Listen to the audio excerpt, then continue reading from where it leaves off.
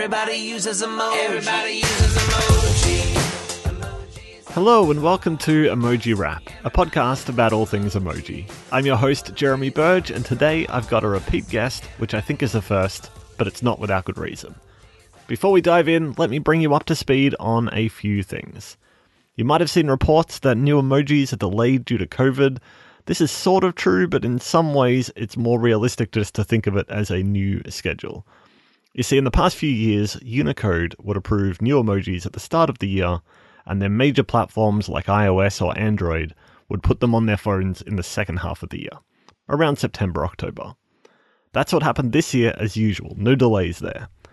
But what is new is the new emoji list for next year, that's 2021, has already been approved. Normally that wouldn't happen until Jan, Feb or March next year. You can go check it out now. It's in the show notes. There's a heart that's on fire. There's a face in the clouds. It's got just about every emoji that has two people in it. It supports those with different skin tones for each person. A few of those came out a few years ago, but there are a whole bunch missing, and now that's just about across the board. What we don't know, though, is when they're going to come to your phones.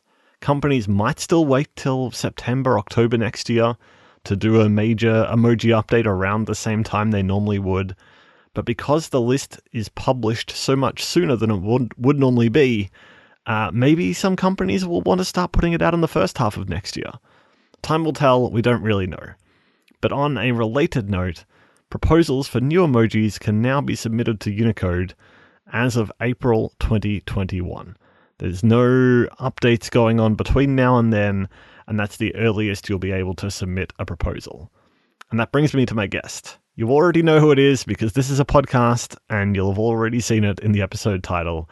It's Jennifer Daniel, who looks after the emojis at Google, but in 2020, she also rose up to become chair of the Unicode Emoji Subcommittee.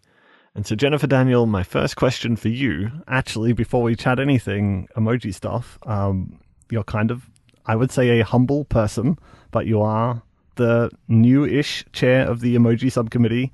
What is that? How does that feel? Congratulations, and how does that feel? Oh, thanks, Jeremy. How long does someone have to be the chair to no longer be new? Is it 20 years? I don't think there was a big fuss made. I feel like it kind of, people in the normal world obviously don't really care about any, like a lot of this stuff is out of the reach of most people. Kind of care what's on their emoji keyboard, or they don't. They're not paying strict attention. But in the nerdier world, I think that's a pretty big deal. And I don't feel like there was a bunch of fanfare. You just kind of like cruised on in, a little announcement was made, and life moved on. So I wondered, does it feel any different? What does it feel like to be the chair? It's one of those things where whenever there's an announcement of a change, it's probably already been happening for a while before it's announced. So, I don't really know. I feel like it's a bit of a curveball. I don't mean to be like, how's that impacted your life? I was very surprised. I really didn't anticipate that happening. So, but I don't know what the right vocabulary here. It's a tough question, Jeremy. I know. I'm sorry. I didn't mean to throw you under the bus. No, I have a pathological inability to be retrospective about my own life. And so it's hard for me to express that. I have really enjoyed it. I don't take pride in too much of what I do, but I'm very proud to work with the folks that are on the subcommittee. And I would say when I first started coming to Unicode quarterly meetings, I was so intimidated, Jeremy. Oh my gosh. I would come and just try to be as invisible as possible. I wouldn't even sit at the table. I'd just sit on the couch and just feel lucky to be with all of these individuals and try to speak when I had a very important, something that I felt needed to be expressed. But to go from a place where, I wanted to be invisible to actually being expected to be driving the strategy, it's a huge yeah, I don't know. It's something else. That's for sure. I felt similarly when I first got involved with Unicode things. Any meeting, especially on the phone, just people would be saying things, and everyone felt very self-assured with what they were saying, and it all sounded very good and important. But in practice, I'd kind of I wouldn't know necessarily who was speaking at all times, which is always a good thing that Zoom has fixed. I feel like 2020 has brought some things onto the camera a bit more, which is a bit nicer. Yeah. You learn so much from everyone who is. I learned quite a bit when you were conducting the ESC meetings as well. Just hearing how people were talking about different encoding paths. Anyways, I don't have to get into the minutiae there, but yeah, you really are surrounded by a great deal of experts who all come from different parts of the world, and there's nowhere else I'd rather be. I love that so much. I want to get back to this a bit later about, like, I guess people asking you emoji things and what that's like, but I wonder, just off the top, do you get more people bugging you for their favorite emoji now that you've elevated, or is it the same? Has there been any change? There's been an uptick, but nothing. I think I would say the language has changed, but the numbers probably have stayed the same. All right, well, sorry, go on. More aggressive. Oh no, that's not what we want to hear. But I want to get back to that. I do want to come back to like what that's like on the receiving end and what you do about that. A bit sort of related though about, I guess I mentioned at the top of the show about proposals for new emojis. That's not happening right now. They're reopening in April, and I guess I've heard from people that are itching to submit a proposal and they're keen to do it, and they hit me up and go, I want to submit a proposal. I'm so excited to do that when they reopen in April. And for those people, if they're listening, or anyone else, I guess what makes a good proposal in general, and maybe the flip side, are there like bad things that people shouldn't be proposing? Like, I don't know. What's your high level take on what makes for something that would be good to propose, or that works well with the emoji set? Well, first, I want to thank you for your service in getting all those requests and questions around emoji submissions. I think a good proposal is one that really takes a look at existing patterns and behaviors of how people communicate. And it's one that isn't trying to invent something that people aren't already using in a certain way, or be theoretical about how it can be used. It has more empirical evidence of how it is already being used, and how encoding it then helps give it a wider distribution. I've seen a bit less of that one in recent years, thankfully. For some reason, just in my orbit of people requesting things, that was for a few years there. I don't know, maybe people have paid attention to what Unicode's saying, but for a little while there, it felt like every month I was getting, and maybe you're still getting a bunch of this, but I was getting a lot of, hey, I invented a symbol and it means world peace. And sure, no one uses it yet, but if it's an emoji, everyone's going to love it. So can you encode that? And I've seen less of that recently. Maybe, I don't know about you though. I think it comes in waves. You'll find someone who has, there's a concept for a globally relevant concept, basically, like community. But there is no image associated with community, but we all know what a community means to us. And that's I think that's where you see those proposals, is when they latch onto something that is useful as a concept, but then there isn't an agreed upon visual way to articulate it. I think what's another example of that has been, I think that one's like specifically a pretty good one, but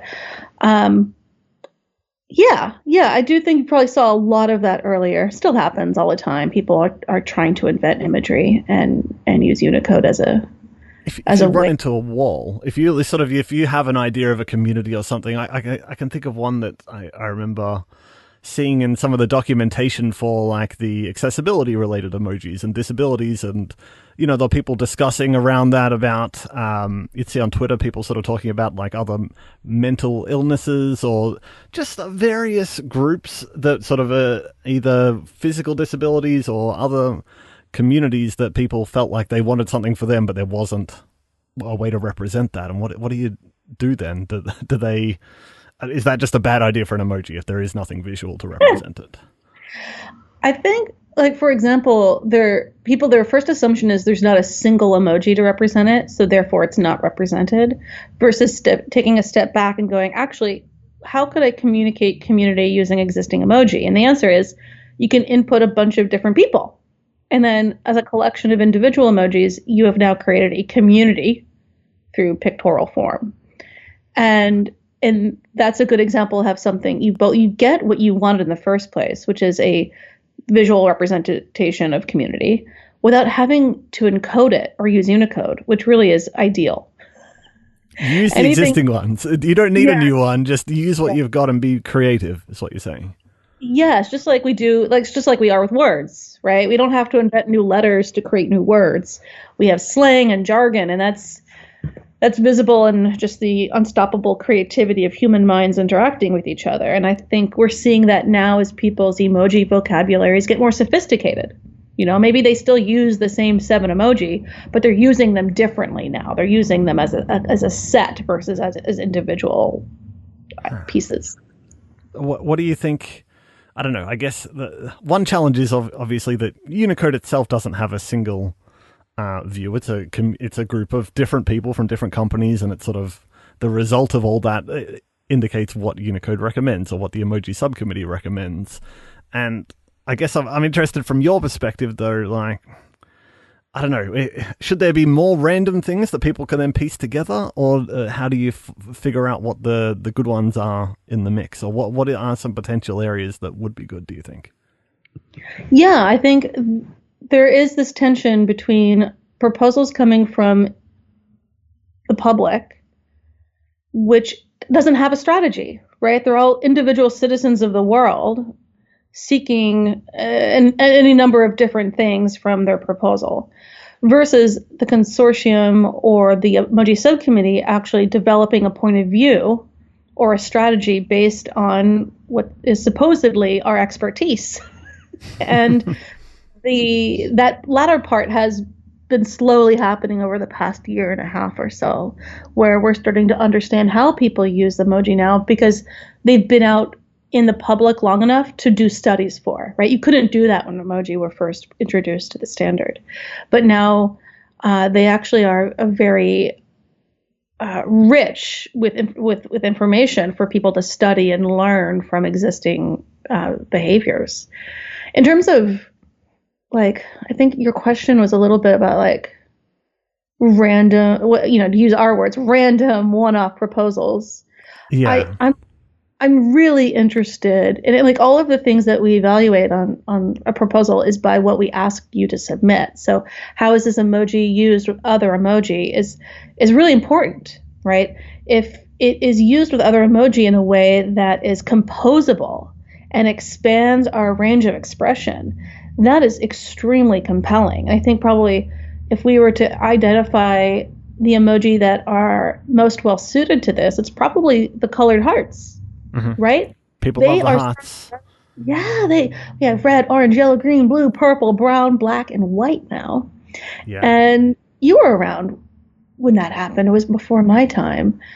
So you probably could educate me a little bit on this. But I don't think when they were encoded, we understood how people would use them beyond just colored hearts. And I think I seem to recall... You get a weird thing as well where there's a general mindset, and I don't like to project onto every single person that could propose an emoji because obviously people come from very different backgrounds and they have very different ideas, but the most common sort of phrasing seems to be that there's an emoji for everything except for this. And I don't know whether it's intentional or whether that's just what it feels like. Maybe when you look at the keyboard, there's so much stuff there. And you feel like there's everything except for what you want. And the hearts seem to be the same, right? That people saw the initial 6 or so, 5. And the sort of commentary was, oh, why is there no orange? Orange is clearly missing. And so orange got added. And then people were like, oh, well, now there's all the hearts, but there's no white. And that got added. And yeah, maybe it would have made more sense to step back and figure out all the colors before adding them individually. Yes, and so that is what we've been doing a little bit more of, and certainly how I approach problems in general is, and so that's one of the things that we're looking at right now, right? So looking at the spectrum of color, RGB, HSB, CMYK, where are the gaps, right? And when you map out all the existing color, which by the way, every heart color is a different color red, and every orange heart is a different color orange. So there's even a little bit of fragmentation on which color, which shade and value and hue to use there. Regardless, you start to see it in these different color spectrums where the gaps are, right? So you start to see, oh, actually, the steps aren't even between green and blue. There's a huge gap where cyan exists, or there's a big gap between purple and red, where magenta exists. And then the gap between white and black, of course, there's gray. Now, to your earlier point, the more you add, the more there feels like an exclusion of something else. So the best we can do is create an experience where it feels evenly distributed, so it feels more intentional. The more it feels random because it probably was random. To your point, it's like, oh, how about orange? Oh, wait, we forgot about white. Oh, what about white? It's very reactive. And if the encoding strategy is always at the mercy of others or in reaction to others, that's really unstable. And that there's risk of it not being future proofed. Yeah. And I guess the at least the good thing with hearts is, generally speaking, they're not specifically related to certain groups, or it's hard to feel like you're taking it personally. But then as you said before about communities and other cultures, anything that's not represented that way, you probably do take more personally because it feels more personal, right? If you feel like you're being left off the keyboard for whatever reason that is, whereas at least something abstract like hearts, maybe people don't feel. They might want it a lot, but maybe they don't feel as personally aggrieved when it's not there. Right, and I hypothesize that that's because they're abstract, right? So it's literally an emblem that is not an anatomical heart, although now we do have an anatomical heart emoji, but it is just a concept that you're able to project anything onto. So if you have a blue heart, some people use that to mean like sympathy. Like I have a love for you, and I'm sorry to hear that news. Here's a blue heart. It's a sad heart, right? So they use it beyond just literally depicting "I love you." It has a range of emotion to it. People also use it for self-identifying, like in group chats. There are chats that where people kind of assign themselves, if you will, an emoji heart. So everyone in the chat's a different color. You know who green is, you know who orange is, you know who purple is. And it gives it a certain cohesion, and then you all kind of use that and continue it in other chats. Or you can string them together. We often see people putting different colored hearts together to signify their association with any number of political bodies or gender associations, or even just about anything that has color, right? It's not even just about the heart so much; it's about the color itself. And that's really, to me, shows you the flexibility that emoji are capable of if we continue to encode concepts that are broad enough for people to repurpose as they see fit. If you hypothetically had a megaphone right now for anyone looking to submit a proposal coming up next year, what do you have? Is there a succinct way to tell them, like, what would be good? Or what do you want to let them know? Hello, person, you're thinking of an emoji to propose. Here's one tip or something to point you in the right direction to give yourself a better chance of your proposal getting up. Do you have some advice? I will say, as someone who reads every single proposal, that it became clear to me that we, as a group, were not doing we weren't doing a great job at communicating what makes a good emoji proposal, what makes what quote unquote is a frequently used emoji, and what are guidelines around what I don't like to use the words good and bad, but I'm going to anyways here. What makes something good or bad? So we are publishing guidelines. So just last month or so, we published a document on guidelines for hand gestures, because we get lots of hand gesture proposals, and some of them work and some of them don't. So here are some guidelines on if you are interested in encoding a hand gesture, here are some do's, here are some don'ts, here are some things we've done before here, and then you take it from there, right? So I'm going to pull this up this document now. It's called Emoji Subcommittee Guidelines and Gestures in Emoji. Is that the one you're referring to? That sounds right. Sounds right. It'll be in the show notes. Yes. Okay. And I see here it's sort of got some. It's got a lot of examples on there, and as you say, it was sort of suggesting some background on them. That's right. And what I like about this particular document is that it's not overly prescriptive as some of the previous ones that we've done, and we will continue to do, in that we're not saying here are ones we specifically are interested in looking at, although we do that as well. It's more about creating just some principles so that anyone can look at it and be like, oh, actually, this gesture I'm thinking about doesn't really meet these kind of qualifications, or better, it could. It has potential to. It can. And then they can modify their proposal to frame it in pursuit of those, that can be supportive of it. So my hope is that these guidelines do help people make their proposals better. And that's useful. It seems like there's a few notes there that sort of, they point out some that are, say, already representable. Basically, don't propose these. But they give a reason as well. It's not just saying don't do it. It's generally because there's already something close enough to it. And maybe, I guess, if you strongly disagree with that, there's a feedback mechanism. But in general, you're saying don't dive into a proposal on these unless you're so confident that this document is wrong.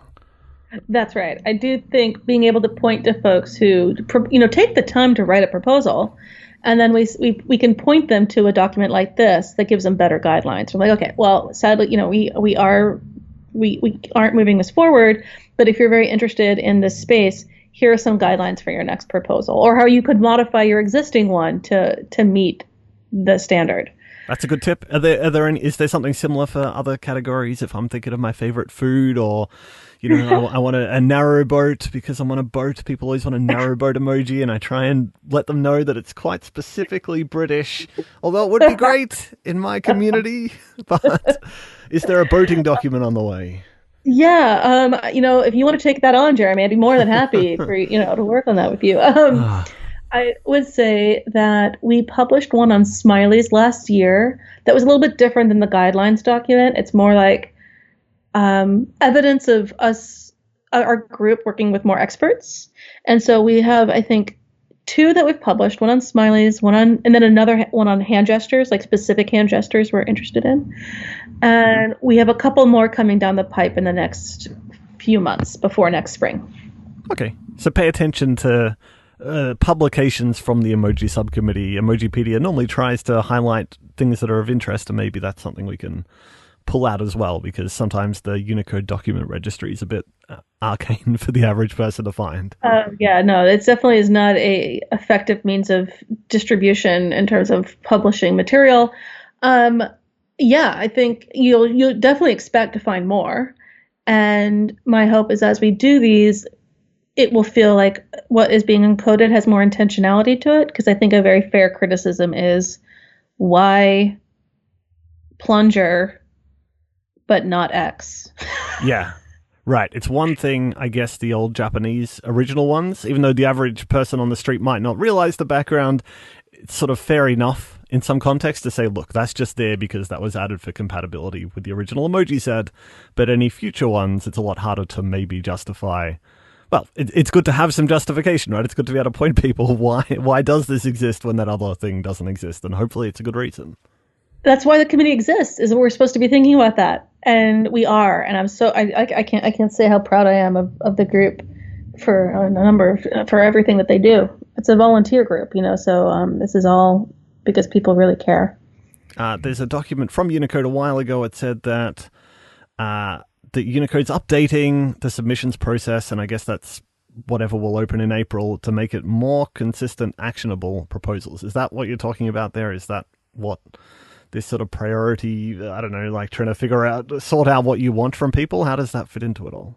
That's right. What we want to do is make it so that folks who are interested in not just emoji, but in just they're curious. They're just interested. This explains to them how they can get involved. Right. Trying to let people know what the priorities are, or at least you're trying to give the people more information that they can work with to make their proposals useful or potentially likely to be encoded. Yeah, and I think that's what we did with the data last year. We probably should update that next year around the most frequently used emoji. I think that's a really useful document. A lot of people are sort of incredulous. They're like, what? Are you telling me that toilet paper is not one of the top 20 emojis ever used, but I use it all the time? And you're like, well, like, Yeah. like, actually, it's not. And so I think people really need to see that evidence, and so I'm so glad that data came together last year, and I'd like to see it come together again next year. Yeah, I mean, I thought that document, I'll link to it in the show notes there for people who want to see it. It's a breakdown. It doesn't sort of have every single emoji in it, but it's a chart of, broadly speaking, the top emojis that are used, and they sort of show a breakdown over the course of which ones are used a lot and which ones are basically barely touched. And yeah, I mean, it's insightful, right? Because everyone feels like whatever they use must be most used, not realizing just how few of the same ones that everyone uses. Yeah, I think it is really helpful to kind of step out of your own worldview and see it from a perspective that is more an aggregate. I mean, the chart, the tears of joy, it's basically just, you could probably remove every emoji except for tears of joy, and everyone just have a big button. You don't even, instead of turning the emoji keyboard on, you just tap that and it just inserts tears it. of joy. I mean, now we're getting to emoji reaction space, but like I know pleading face is rapidly climbing the charts as well. So huge. That isn't set in stone. Language is fluid, and so it's nice to see some new emojis circulate in. What do we do when you get? This happened just the other day, but it's an example of what happens pretty much every day of my life, and probably yours, and probably plenty of people who touch or go anywhere near the emoji keyboard. I had a friend, associate, someone who I know reasonably well, and they were asking about specifically like a type of corner store that's in the UK, kind of like a convenience store. But, in the UK, there's sort of cultural heritage with different sort of immigrant groups that run them and the types of things they have, like a bodega in New York, maybe. And, it means a lot to their community, but, I sort of look at it and go, well, yeah, there's nothing stopping you proposing that, but potentially if it looks the same as any other storefront, to some degree, it's probably not going to be approved, or it would be less likely to be. And people get sad about that kind of thing. They get up, they want to know, okay, well, how do I get it done then? Well, what do I need to do? Like, I get you, it's a long shot, but how do I overcome that? And short of saying, oh, sure, write a big document and see what happens. I don't know. How do you, is there a good way to tell people, look, I'm really sorry. That's just, to me, and that's just my opinion. You could submit this and see what a committee says, but my opinion is that probably that's too specific and just wouldn't get up, and people don't like a flat no. What do you do about that? That's hard. I know it's sad. I feel it too. There's a real human cost to letting people down over and over and over again like that. Well, like the example you just cited is fairly earnest. I will say there are a large number of emoji requests that are done in jest. Yes. Why isn't there emoji for a bicycle trainer? I wondered a lot. I got a lot of people asking for, the only one I really took up, because mostly, I get this sort of thing, and I ignore the ones that seem just by the by, right? You get people just tweeting you or whatever, and they say, why isn't there an emoji for this? And you kind of, I say ignore it. I get a lot of them, but like, if it seems like it's just a flippant idea, but the one that came through a lot that I never understood, and I asked people because it made no sense to me, and no one had a good answer, and I don't know if it falls into this category, was the toothbrush, which did end up getting encoded. But a lot of people would just be like, I can't believe there's no toothbrush emoji. Is it because it's on their mind, maybe, like it's in their house? And I go, oh, yeah, cool, why do you want that? And they go, I don't know, it just seems like there should be one. Like, how isn't there one? There's so much to unpack about that. I think it's largely because of what already does exist in emoji. Because they see all these other random household objects, like a couch with a lamp and a broom. Yeah, that's less of a household item, but depending on your house. And so, you brush your teeth twice a day, and it's like an active thing, but you set expectations for what could be included by what is already included. And I think that if someone had looked at the original Japanese set, no one would ask, why isn't there a toothbrush emoji? Mm-hmm. But you advance 8 more years and you see the thousands that have been added since then yeah, people are like, well, now that you have over 3,000, why not this one? What's 3,001, right? So I think that's partially informing it. And I also don't want to be dismissive of the earnest ones. I do think, why isn't there emoji for X is a bit of a meme, and people don't even mean it. They really just mean, why can't I express myself in this way? And what I hear, if I try to unpack all of that, is that it's a primal need to be seen and heard and recognized and understood. And when you think about it from that lens, the lack of an existing emoji can feel extremely personal. And that would be extremely problematic if emoji were the only way you could communicate toothbrush, mm-hmm. right? But thank God they aren't, right? You have so much, we have a wealth of things that you can use when communicating concepts like memes or any image online, really. Photos, now camera effects, video. You have all these other ways of communicating yourself digitally online that weren't available when emoji were first created. That I think people just forget. They're like, well, I know I could send a picture of a toothbrush, but why isn't there an emoji? And for me, the question is like, well, if you have a photo of a toothbrush, why do you need an emoji? Like, what does an emoji do that this other kind of thing can't do for you?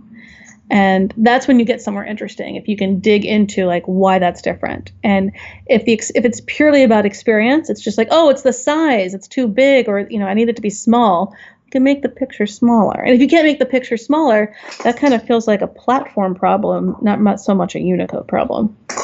Oh, my dog is eating a Christmas ornament, and you're going to hear it bounce unless I take it away from her. Hey, goose. Hey, girl. Okay, now. I love this. I really want to leave the dog and the ornament in the show. Normally, we've got editors and they chop out things, but I love the dog and the ornament. Is it okay? Has it recovered? Oh, it is. She's wagging now that I'm paying attention to her. Hi, sweetheart. I know. Thank you. Yes, it's you know what? I guess trying to separate the representation, that I want to be included on the keyboard because it's important, from just the practical side of it. Just like it is kind of convenient being able to put anything in line with text, and that hasn't been solved yet. Trying to put random stuff alongside your text, you've always got to add it as an extra image if it's not an emoji. I don't know. Maybe if we end up there where you can put random images in next to any text, would that help? Would that solve everything? Yeah, I think so. And I think we see apps doing it. Slack has been doing it for how long? I don't even know how long, but with Reactgees and Discord as well, you can upload any image as a reaction, or you can use it as punctuation in a sentence. I think that there's some indication that that's where it's moving. And I think that probably, I'm without words right now, because it feels like that is the natural evolution of emoji, is you start small, and then once the demand hits a certain threshold, you open it up, right? And the answer to opening it up isn't going through Unicode anymore. It's actually, the responsibility falls, depending on who you talk to, either on a platform level or an app level, to give people an affordance to include whatever image they want alongside their words. Animated. That's another thing. Yeah. Unicode, given font technology, which, will evolve in the next few, number of years, but you can do things with images that you can't do with emoji, far more than you can. Emoji is extremely limiting. It's actually very low fidelity. And maybe that's part of the appeal, but there are lots of things you can do outside of emoji that open up expression. So Unicode has said this for years, that I guess an aspirational goal of making that either possible, or that sort of that stickers, which do exist today, but maybe some kind of inline text. There's a proposal from earlier in the year from Mark Davis, who's one of the co-founders of Unicode, about encoding anything as an emoji. Basically, anything that has a Wikipedia page could be an emoji. I don't know. I think that could be cool because I feel like no matter what happens in the stickers world and the memes and the GIFs and everything, sometimes you do want to send it in with your text there. So that would be kind of a nice little feature to have. Yeah, I largely, not to throw everyone under the bus here, but I think the emoji experience is setting false expectations. It looks like an image browse experience, right? It doesn't feel like one that is supposed to be composable or operate with words. It feels like I'm looking at a bunch of random images. And so if the actual design of how you use emoji changes, I do think then people will use them differently and rely on other things to communicate what they need to say.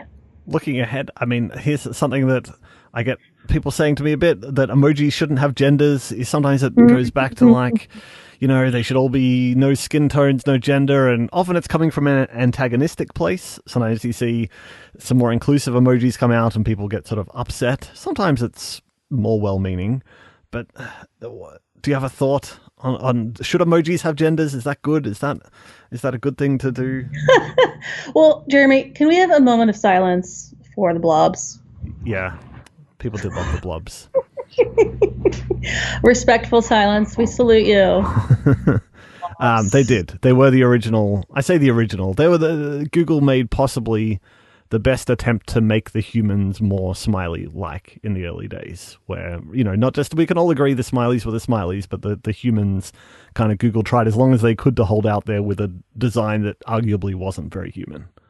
Yeah, it really was. What I love about those little blobs is that they existed in this space of cute, and cute means a lot of different things, but a principle of cuteness is that it has no gender, right? It doesn't have age. Blobs weren't old, they weren't young, they were ageless. They didn't have a species. They didn't have gender. They didn't have anything. It was just blobs. And what that did was it allowed people to project themselves onto them, and in a way where they didn't have to be forced with confronting race or gender, or not just race, but skin tone specifically, which is different than race, when all they want to do is communicate thumbs up. They just want to say all good. And instead, products are forcing them to be specific and reconcile who they are in contexts that really don't necessitate it, especially if you're biracial or you're not sure about what your gender is, or you're trying to figure out who you are first before you project it to other people. And I do think that is unfortunate. It's largely why the gender inclusive initiative from last year went through, was because we were adding emojis to the keyboard, but they weren't making things more specific. They were actually allowing people to be less specific. And those are the spaces that I'm really interested in coding and finding out if there's more opportunities there. So, I mean, I don't know if I've really answered your question about it. Emojis shouldn't have them, but yeah, it's difficult. My curiosity is always sort of watching this sort of thing go by. You get people who are really into emoji and they know what they're called and they know how they're categorized, and they kind of go, yes, there's gender inclusive, there's a woman, there's a man, and that's great. And then other people, most of the world, just sees what's on the keyboard, right? They don't know what they're called. And I'm curious. I always see a weird split when gender inclusive and gender neutral emojis come out, of people being upset that they're either a womanly man or a manly woman, and kind of encapsulates the point maybe that they're not specifically meant to be either. But do you think if there weren't male and female alternatives, if it's just like a gender neutral set of people, whether people will project in a good way, whether they'll be annoyed that they're missing there, or whether they'll be content to go, well, that could be me, because there's no other options? I think that removing as much detail as possible would be great. Everything, okay. Whether it be... Make them smileys. yeah, maybe the style that they're rendered in, or the markers of gender, like things like mustaches or hair length. I do think that there are cases where the skin tone or gender that's encoded into the concept of the emoji is relevant, right? This is something I think Emojipedia wrote about a number of months ago, I think last summer, was that a dark skin tone fist is different than a white skin toned fist. It semantically means something very different. And in those cases, I think it has great function, great impact, and is very, very relevant. But those seem to be more the exception to the rule. I think gender as well. You know, there are times where the gender of what you're conveying is very specific, like face palm. A man face palming, depending on the context, is very different than a woman face palming. And what I think we're running into is just expectations around how one conveys their identity online. And you know, when emoji first started, it was just encoding concepts like bird or happy. And now, you know, woman emoji, people don't expect it just to mean woman. They expect it to mean them specifically. And that's an expectation that the fonts can't deliver on that. You know, fortunately, there's lots of avatar systems that can, but that's just not something emoji can do. Yeah, I don't know. I don't know the clear way out of this, to be honest. I don't know in 10 years what the emoji keyboard looks like to fix all the past sins. Let's say that there's so many layers there, and no matter what happens from now in future can be very well intentioned. I don't know if there's ever a way to do a full reset. I don't know. What is that just what it's going to be forever, do you think? I don't actually have a strong view on it. I just feel like you could hide the old ones, or you could get rid of them, or you just leave them there forever, and they're always a mystery for people to figure out, even when they get overwhelmed by newer, maybe more general ones. Yeah, I think it actually goes beyond skin tone and gender. I think there are concepts that we've encoded that are overly specific just by their nature. So example is like Hindu temple. What does a Hindu temple look like? There is no singular concept of that. The architecture is different in northern India than it is in southern India. Or cyclone. Something that came up recently on our end was like cyclones rotate differently in the northern hemisphere than they do the southern hemisphere. So do we encode the northern hemisphere cyclone and exclude southern hemisphere cyclones? Or do we have two cyclone emojis to cover both situations? Same, you know, and so for me, finding something that is broad enough to mean both or potentially neither is usually best. But what we're kind of tipping into right now is just what does it even mean to be default, and what does like use the word neutral or inclusive even mean? And generally, at least historically, that has just been Caucasian. Mm-hmm. And that's where a lot of the problems are kind of rooted in, is that the assumption is that it's Western and white. And for someone who is trying to unpackage that, it isn't just the people-based emoji. If you look at the ballet slipper, they're pink. But why are ballet slippers pink? Yeah. Because of white ballet ballerinas. And, you know, there's studies that have shown that the pink ballet slipper shortens the optical length of black ballet ballerinas. And so making black slippers for them, you know, like it's basically just the default again is white in objects, even when we're not using skin tone modifiers. And I think then as a designer who actually designs the emoji is going, okay, well, what is the default? Is a ballet slipper that's pink the default? Is it black? Do we add skin tones to the ballet slippers? Yeah. Gosh, I not. I really don't think that's the right solution. Yeah. But can we create something? You know, we ran into this also with Band-Aid. Which skin tone do you do for Band-Aid? Yeah.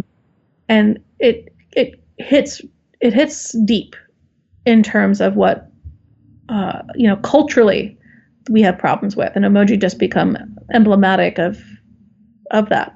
Is there an answer to it, do you think? Is there a way that you have this global keyboard to represent everyone in the world, and obviously it cannot do that no matter how hard it tries. But is there an answer to these sort of the ballet question? Whether do you keep adding variations? Do you, if there is no neutral, or do you just do your best to find a neutral, even if it's not perfect? What is the answer? Gosh, how much time do we have, Jeremy? I have been thinking. I want a one-word answer. I think there are lots of things that should be pursued and thoughtfully weighed in terms of pros and cons. And there are so many things that we're doing just to render the existing institution more permanent, when we could be stepping back and going, okay, what actually needs to be done in order for this to move forward, and not constantly looking backwards to fix or correct certain decisions.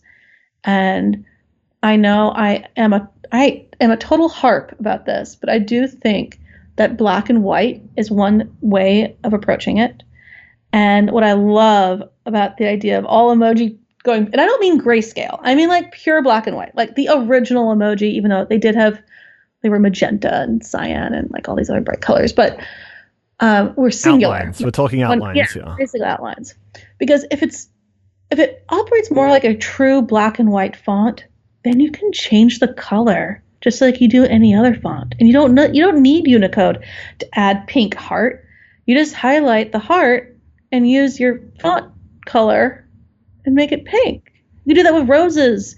You could do that with anything.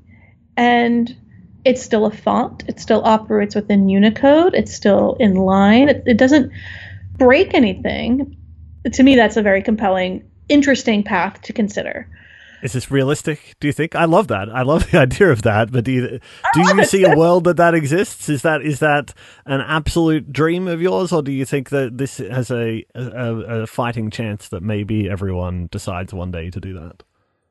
I think that it absolutely has I mean, like, think about, like, this is... I don't mean to dismiss it. I don't mean to say it's not a fighting chance. I wonder where it sits on your scale. I think that's the same. I think a similar question was asked of me for the gender inclusive work. You know, when I first started shopping it around, people were like, I don't know. Do you think Apple will do it? Do you think WhatsApp will do it? Do you think so? And I was like, well, we're going to do it. We're gonna get everyone on board, you know, and like, you can't do it unilaterally, but you try to get everyone. That's the reason why we talk with each other every week, twice a week sometimes, is to get everyone to understand our points of view. And that doesn't mean everyone has to agree, but I do think there is great potential in pursuing that as a path, and one that I am working on to understand more, you know, to do, you know, like, same thing. I mean, we haven't talked too much about other projects that I'm working on as well, but that's where Emoji Kitchen came from as well. It's sort of like, well, if we can't do this on a Unicode level, can we, you know, what can we do? And then we could talk about that later. But I think black and white is one potential. Another, you know, that's more technical and less straightforward is if you think about all the characters that Unicode has, how those aren't pre-installed on everyone's phones. Mm-hmm. Only a couple fonts, Noto, I'm sure there's a couple others that have every character in it, support the world's languages. And there's something interesting to me about how when someone gets their phone, they then have to download maybe an Arabic keyboard or a Japanese keyboard. And what if emoji could be associated per language? So you download the Arabic keyboard and you get Arabic emoji. You download the UK, you know, keyboard and you get your narrow boat emoji that you were talking about earlier. In this universe, by the way, I know this is a hypothetical universe, but is the narrow boat just doesn't exist on other people's keyboards, or it's the same as some generic American boat and it appears differently regionally in this scenario? In this rhetorical, hypothetical, you know, path, I see it operating just like Unicode does now, which is to say that if it's on your keyboard and you input it, it really is up to the platform to render it, right? So not all, you know, some platforms are better at rendering Unicode symbols, but the idea would be that they all exist, I would think. on the on the system level, but the method of input maybe would be more closely aligned to the groups that would find them the most relevant. And I don't think you can really cut people by language. I think there's also people who are bilingual, trilingual, are like people's identities are far more complex than just what language they speak. I just think that's a place to start and something worth considering. Like, what would that look like? Are we again just rendering the existing institution more? We're doubling down on it, or can we invent something super radical, like what you were alluding to before, Mark Davis's QID approach, which also requires. There's sort of maybe some overlap there. Maybe as far as like the idea that you can have thousands more. Are you talking either a small set or a huge set? Yeah, and then just letting people upload any image they want. There's no reason for everything to have to exist in your keyboard. Then you wouldn't have the power, though. Then there would be you'd be doing yourself out of a job. There's always more work to do, Jeremy. Yeah. Which makes me, it's a perfect sort of segue, as you mentioned about Google Emoji Kitchen, which I love, and I don't have on my own personal phone because I have an iPhone as my main phone. For people who haven't used this before, it's tell me if this is a bad way of describing it, but basically imagine your emoji keyboard, and you don't have to imagine if you're on a number of Android phones or if you're using Gboard, and you type an emoji, and it will suggest some other combinations that you can mash it up with and combine with, and if you type two, you type the robot and the Christmas tree together, you'll get a robot Christmas tree or something like that as a sticker, and they're very creative and very nicely done, and there's a bunch of new ones that just came out. Is that a fair description? Yeah, no, Emoji Kitchen is, a lot of people were baking bread during COVID. We were making emoji mashups over and over again. I'm so glad you like it, and we're really stoked that what's pretty cool about them is like they're not algorithmically done. I assume that like most of them look like they've been hand done. You're sort of chosen where if you combine two crying faces, sometimes you get a little crying face in one of the tiers, and they are very wildly different. They're not just grabbing random features and putting them together. Have they all been sort of individually designed? Oh yes, Jeremy. Each one has been handcrafted. Artisanal. Yeah, they're all artistically created, and I'm very proud of Emoji Kitchen. It was a real labor of love. This has been, I think we have had like some Twitter streams about it before in the past, right? Like, when was the first emoji combo thing? And I just think it's the natural evolution of language, like we were talking about before, that people naturally want to combine and mush things together. That's how memes work. That's how language works. It's how we have the word duck face and motel. We're just combining things. And so Emoji Kitchen is sort of a logical extension of that, what we already do. But also for me, Emoji Kitchen is a little bit of a party game, right? Like you kind of know what you're going to expect when you hit octopus flower bouquet, but then it doesn't show you a picture of an octopus holding flowers. It's like a bouquet of tentacles. And that is unexpected. But then when you look at it, you're like, I don't know how to use this. And then you start coming up with reasons for how you could use it. And then that you play with that, and it evolves, and it kind of prompts you. It challenges you in a friendly way, not in a way that makes you annoyed that it exists. I hope. It feels very Jennifer Daniel to me from the outside world. I've seen over the years you've done all kinds of emoji mashup stuff yourself before, but this seems to me like something that's very you, and I don't know how many companies would go along with it. Like, they are kind of weird, and I'm sure there's other people involved in this sort of thing, but as you say, like, that octopus is a great example that I'm sure a lot of companies might go, yeah, that's great, the octopus holds the flowers, but instead getting a weird tentacle bouquet is like hilarious and fun to work with, and feels kind of anti-corporate, feels a bit more like the fun days. Yeah, I feel very lucky.